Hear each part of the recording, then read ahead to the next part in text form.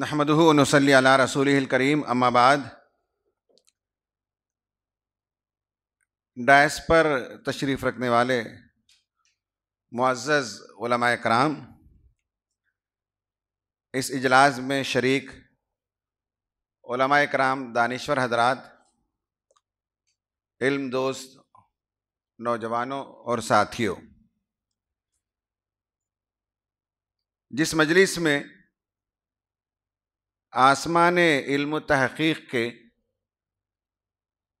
दरख्शंदा आफ़ताब, महताब और सितारे मौजूद हों, वहाँ मुझ जैसे एक बेमिसाल फ़र्द को सदारती कलिमात की ज़िम्मेदारी अदा करना एक इंतहाई मुश्किल काम है।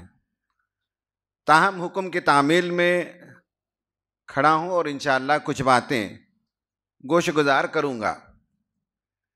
सुबह से हम जिस बाबरकत मजलिस में शरीक हैं, उसमें मौलाना सैयद जलालुद्दीन उमरी रहमतुल्लाह अलैह, उनके जो अफ़कार, आसार और इल्मी खिदमात, उनकी शख्सियत, उनका किरदार और ज़िंदगी के गो ना गो पहलुओं पर रोशनी डाली जा रही है।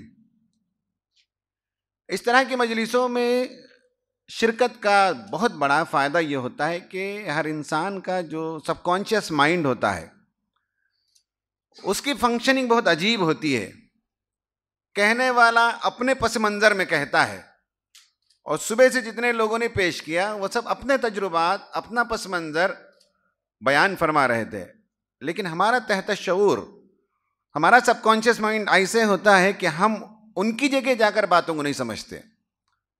हम अपनी जगह रहकर अपने हालात और अपने पस मंज़र में अपने लिए जो कुछ उससे लिया जा सकता है, हमारा सबकॉन्शियस माइंड वो वर्क करना शुरू करता है और पर्सनली वो लेना शुरू करता है। ये साइंटिफिक बात है कि सबकॉन्शियस माइंड की फंक्शनिंग ऐसे ही होती है।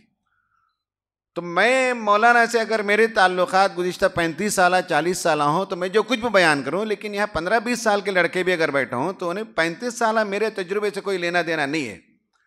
उन्हें इस सारी गुफ्तगू में उनके लिए आज क्या राह अमल या क्या रोशनी उन्हें मिलती है, वही दरअसल मकसूद होता है। और मेरा भी जहन सुबह से इसी तरह से काम कर रहा है कि जितनी बातें हम सुन रहे हैं उनमें बहुत सी चीज़ें खुद मेरी अपनी ज़ात की बेहतरी और भलाई और बकिया ज़िंदगी जो कुछ बाकी है उसमें ज़्यादा से ज़्यादा क्या बेहतर काम हम कर सकते हैं, उसके नुकात दिमाग में जमा होते चले जा रहे हैं। तो इस तरह से ये बहुत बड़ा एहसान किया इदारे ने कि इस सेमिनार के ज़रिए से हम जैसे लोगों को मौका मिला कि मौलाना की खिदमात को सुने, ज़िंदगी को सुने और उसकी रोशनी में ख़ुद अपनी ज़िंदगी की राहें मुतय्यन करें, मंजिलें मुतय्यन कर सकें।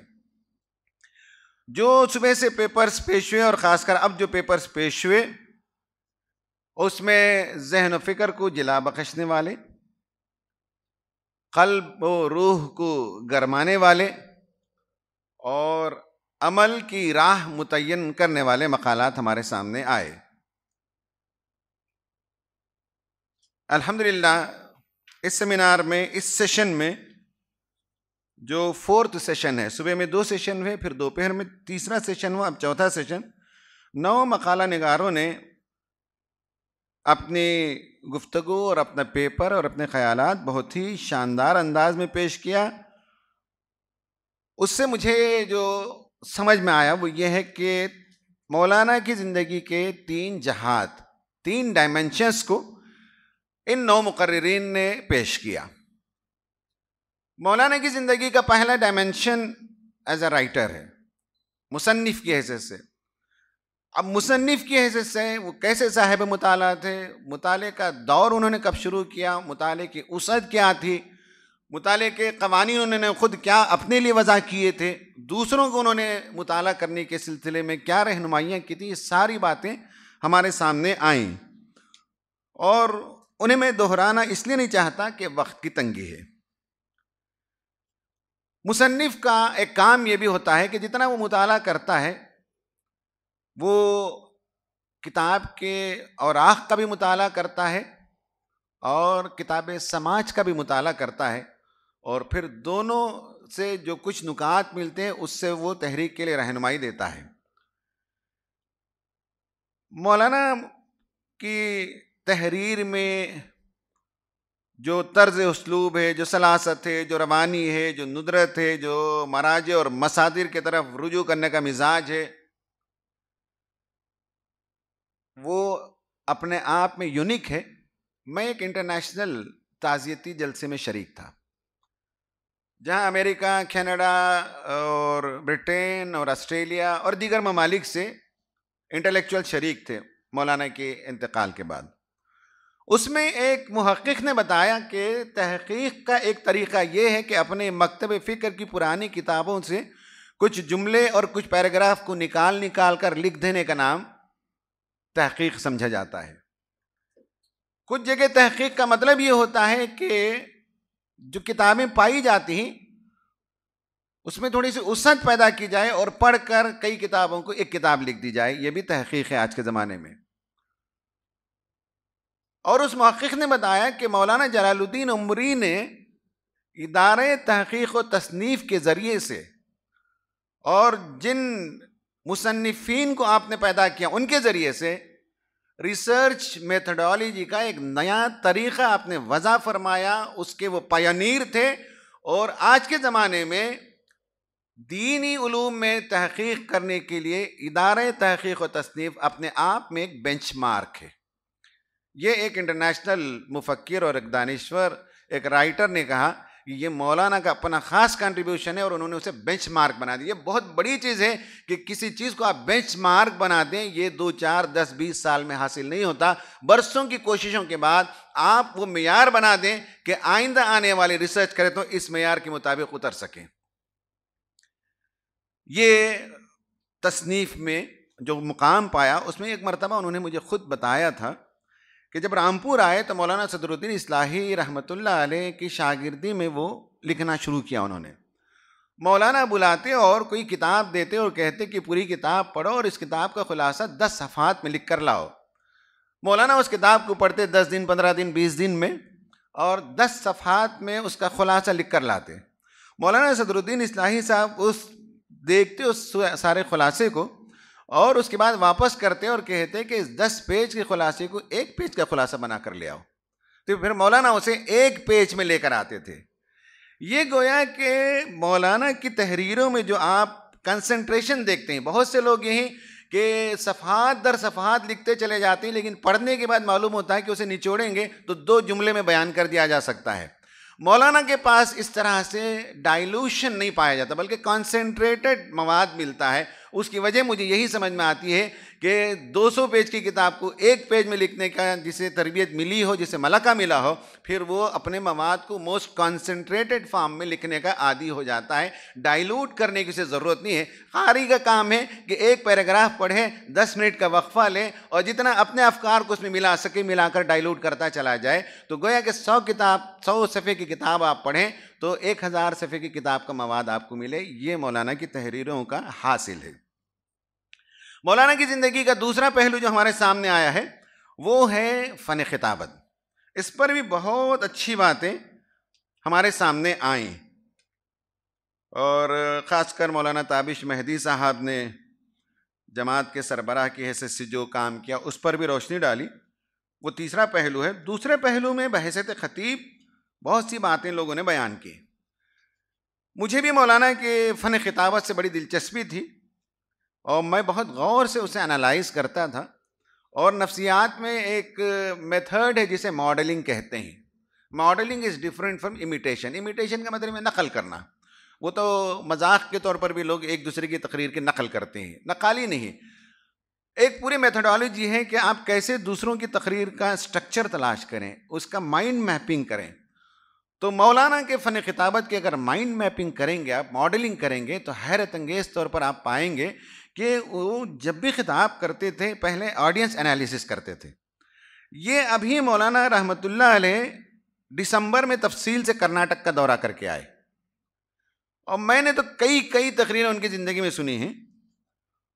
जब दौरे पर जाते तो लीडर्स की बहुत बड़ी परेशानी होती है कि डिफरेंट ऑडियंस के लिए डिफरेंट मवाद कहाँ से लाए। भाई सुबह में उलमा से गुफ्तगू है, दोपहर में गैर मुस्लिमों से गुफ्तगू है और शाम में नौजवानों से गुफ्तगू है, इशा के बाद अरकान व कारकुनान से गुफ्तगू है, हालात तो एक ही हैं। तो बहुत से मुकर्रिरीन को मैंने देखा कि सुबह से शाम तक कई नुकात रिपीट करते रहते हैं, लेकिन मौलाना 4 खिताब अगर एक दिन में करेंगे तो चारों खिताबात अपने मवाद और कंटेंट में मुख्तलिफ होते थे। ये ऑडियंस एनालिसिस करने की सलाहियत हो कि उलमा को क्या बात कही जाए, और अगर दानिश्वर हैं तो उन्हें क्या बात कही जाए, हमारे अपने कारकुनान हो तो उन्हें कैसे खिताब किया जाए, औरतें हो तो उन्हें कैसे एड्रेस किया जाए। ये जो फन है, अगर माइंड मैपिंग करके आप देखेंगे तो ऑडियंस एनालिसिस का करना ज़रूरी होता है, फिर तकरीर का स्ट्रक्चर बनाना बहुत ज़रूरी होता है। मैंने बहुत तरीके से देखा कि मौलाना की तकरीर का एक स्ट्रक्चर होता है। अब स्ट्रक्चर के बाद टाइम अगर 10 मिनट है तो 10 मिनट का कंटेंट उसमें फिलअप कीजिए, और अगर टाइम अगर आधा घंटा है तो आधे घंटे का मवाद उसके अंदर फिलअप किया जा सकता है। ये कमाल है, कंटेंट फिलअप करना होता है। कुरान की आयतों कितना लेंथी ले जाएंगे, कुरान की आयतों से कितना जो है तफसीरी मवाद निकालेंगे, वाक़यात कहाँ से लाएंगे और कॉन्टेम्परेरी इश्यूज़ को लाएंगे, ये मवाद भरा जाता है, लेकिन स्ट्रक्चर का बनाना इंपॉर्टेंट होता है। तो मौलाना बहैसियत ख़तीब जैसे एक मुसन्निफ़ की हैसियत से हम उन पर सुबह से गुफ्तगू कर रहे हैं, ये तिश्ना पहलू है जिस पर पूरा एक सेमिनार किया जा सकता है कि आपके खिताबात, आपके खुतबात ईदैन, आपके दुरूस, आप जो तकरीरें करते थे बहुत ही अपने आप में निराले थे, शानदार थे, और सबसे बड़ी बात यह है कि मोटिवेट करते थे, मूव करते थे, हालात से जोड़ते थे। हैरत की बात है कि कॉन्टेम्परेरी हालात से बड़ी वाकिफियत थी। एक बात अर्ज कर दूं कि ये जो बात आई कि साहब डिजिटल दुनिया और उससे वाकिफियत और उससे जो बाज़ बातें आई, मेरा ख्याल है कि मौलाना उन लोगों में से नहीं थे, डिजिटल दुनिया से भी उनकी वाकिफियत थी। और डिजिटल दुनिया में और आँख पर किताब पढ़ने से ज़्यादा आसानी के साथ किताबों को पढ़ा जा सकता है, बशर्ते कि वो आइडिया आदमी को आ जाए। जिसे आइडिया ना हो वो समझेगा कि ये शुगल बेकारी है, वरना ये कि खुद मेरे फ़ोन के अंदर 1000 किताबें मैं निकाल दे सकता हूँ, इसमें से कम 1000 मैं आर्टिकल्स इसमें से निकाल के ला सकता हूँ। तो जिसे इसमें पढ़ने का आदी हो जाए, इससे बेहतर कोई और ज़रिया नहीं है कि बैक वक्त आप दुनिया की सारी लाइब्रेरियाँ खंगाल सकते हैं। तो मौलाना जो है लेटेस्ट चीज़ों से वाकिफ़ रहते थे, और वो कॉन्टेम्परेरी टेक्नोलॉजी भी इस्तेमाल करते थे, और प्रेस कॉन्फ्रेंसेस में एड्रेस करते थे तो बिल्कुल लेटेस्ट चीज़ों से वो वाकिफ़ होते थे। फ़न खिताबत। और तीसरी और आखिरी बात अजान हो गई है, वो ये कि वो रहनुमा थे। ये भी एक बड़ा मौजू है अपने आप में, और मुझे अल्हम्दुलिल्लाह तहरीक में उनके साथ काम करने का मौका मिला। 15-16 साल मरकज़ी शुरा में मैंने बहुत करीब से देखा, और जी चाहता है कि कभी हम तफसील से लिखें, इसलिए कि इतना करीब से मैंने देखा है कि लीडर को कैसे होना चाहिए। हालात के बारे में बार बार हमारे लोगों ने कहा, पूरा आशूब दौर में मिल्लत की रहनुमाई वो करते थे, अंदरूनी इज़्तिराब झलकता था। जमात के वो सरबराह थे, 4 मिक़ात में नायब अमीर थे और 3 मिक़ात में अमीर थे, और तहरीक को ज़हनी और फ़िक्री दलदल से उन्होंने निकाला और बचाया, और फ़िक्री इनहराफात से बचाया, जैसे कि आपने फरमाया। ये और इस तरह की जो बातें हमने बहुत करीब से देखा।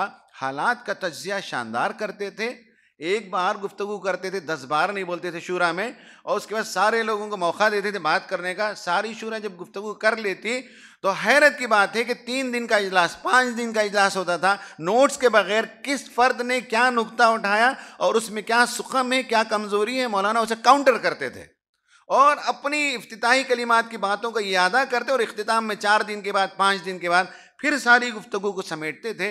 और उसमें सबसे बुनियादी बात जो मैंने अपनी ज़िंदगी में एक नौजवान के हिस्से से जब उनके साथ वाबस्ता हो, तो मैंने देखा हालात कितने ही गंभीर क्यों ना हो, कभी मायूसी को अपने पास करीब फटकने नहीं देते थे, पुरुम्मीद रहते थे, राहें निकालते थे। इसलिए उनके अदवार में जो 3 मिक़ात उनके रहे हैं, उसमें आपने देखा कि तहरीक इस्लामी के लिए कैसे कैसे नए नए चैलेंजेस के लिए उन्होंने राहें निकाली, उन्होंने इज्तिहाद किया। ठीक है, उन इज्तिहादात के समरात अभी हमारे सामने नज़र नहीं आते, शायद और 10-20 साल लगें, लेकिन इज्तिहाद करना, राह निकालना, तहरीक के लिए आगे बढ़ने के हौसला पैदा करना, ये बहैसियत रहनुमा, बहैसियत लीडर मौलाना का कारनामा बहुत बड़ा कारनामा है। कभी मौका मिले तो ये 2 मौजू जो इस सेमिनार में ज़रा दबे हुए हैं, बहैसियत ख़तीब और बहैसियत रहनुमा, क्योंकि नायब अमीर भी थे, अमीर जमात भी थे, और किस किस मौज़ूआत पर उन्होंने कैसे कैसे गुफ्तगू की और कहाँ कहाँ मसाइल आते थे और कैसे उन्होंने रास्ता निकाला, और एक आलिम दीन होते हुए वो कॉन्फिडेंस उन्हें था कि कुरान और सुन्नत की रोशनी में यही सही रास्ता हो सकता है। वो हमारी रहनुमाई किया करते थे। अल्लाह ताला उन्हें गरीक़ रहमत फरमाए, अल्लाह ताला उनकी आखिरी क़यामगाह क़यामत के कायम होने तक उनके जन्नत के बीचों बीच बना दे, और उस घर को वसी बना दे, नूर से मुनव्वर फरमा दे, ताकि उस घर से वो अपनी जन्नत का नज़ारा सुबह शाम करते रहें, और जब क़यामत कायम हो जाए, फ़ैसला हो जाए, तो अल्लाह ताला उन्हें आला तरीन जन्नत नसीब फरमाए। आमीन। व आखिरु दावाना अनिल हम्दुलिल्लाहि रब्बिल आलमीन।